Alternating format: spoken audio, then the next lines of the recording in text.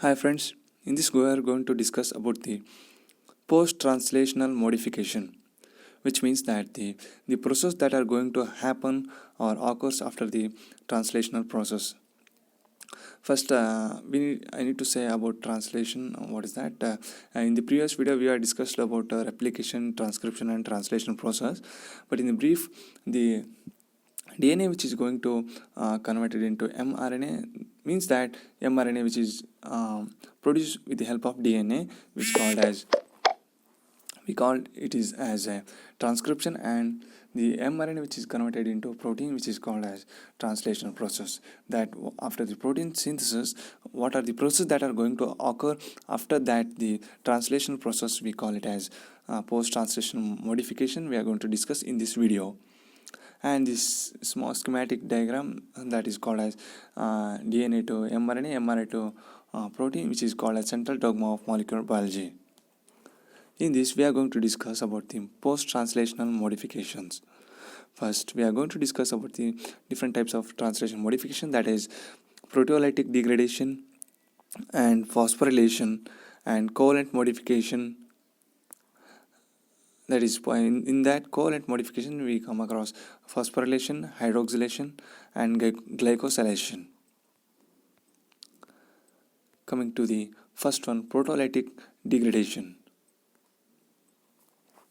In this, many proteins are synthesized as a precursor, which are much more bigger in size, like very large size and very large one, and size than the functional proteins. Means that the functional protein is small area, but the precursor which is very large one. So some portion of the precursor molecules are removed by proteolysis to liberate active proteins. Means that these are liberated and the small segment is released. This process is commonly termed trimming, like we are going to trim the portion like Caesar trimming. And for example, for this formation of insulin from the proinsulin, in this we are going to see that proinsulin, which is a large segment, and it is going to proinsulin, which is going to convert into proinsulin, that is removal of this part, and the proinsulin is converted into insulin by the removal of the other part.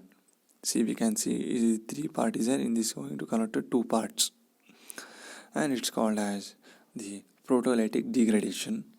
That is a large one precursor which is going to liberate the functional proteins.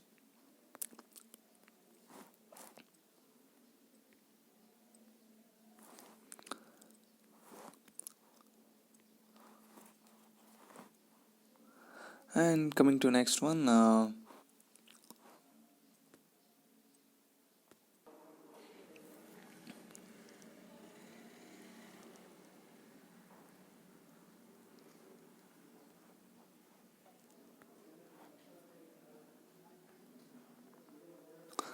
in this process we are going to discuss about the phosphorylation process.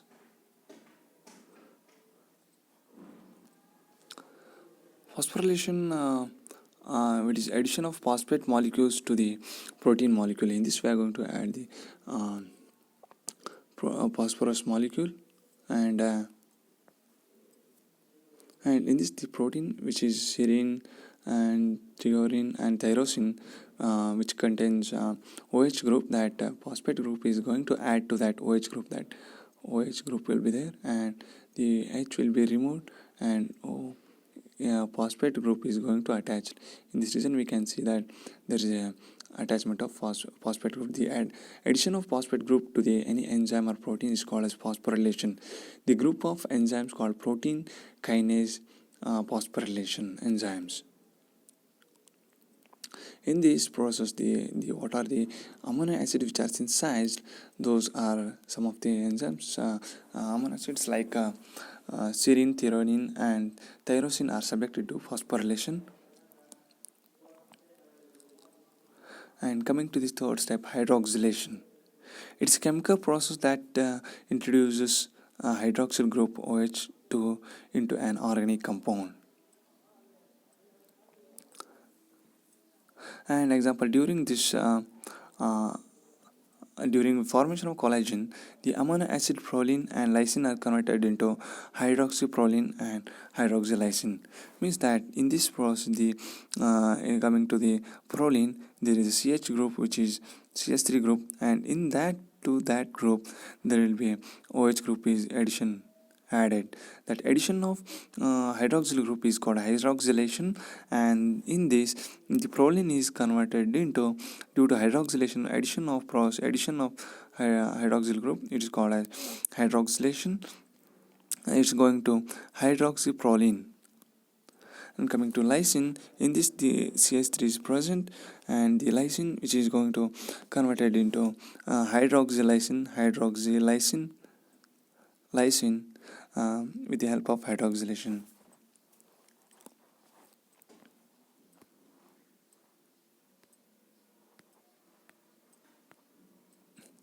Glycosylation. It is a reaction in which carbohydrate is attached to the functional group, that the attachment of carbohydrate molecules to amino acid, serine and threonine to asparagine, leading to synthesis of glycoproteins.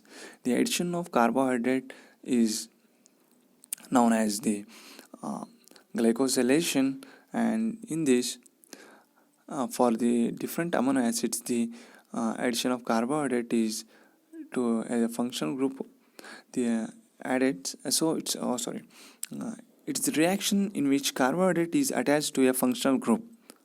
It's called as glycosylation. In this method, the